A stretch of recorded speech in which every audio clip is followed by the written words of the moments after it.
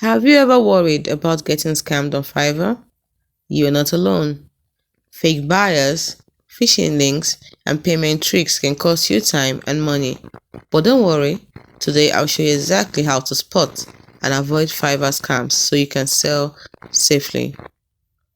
First, never communicate outside Fiverr. Scammers will ask for WhatsApp or email to avoid Fiverr's protection. Do not do that. Communicate within Fiverr, never outside. Second, watch for buyers who demand free samples or extra work without paying. There's a red flag. Third, check profiles. No photo or weird username or zero reviews are red flags. Fourth, never click suspicious links. They could steal your account. And finally, always use Fiverr's payment system.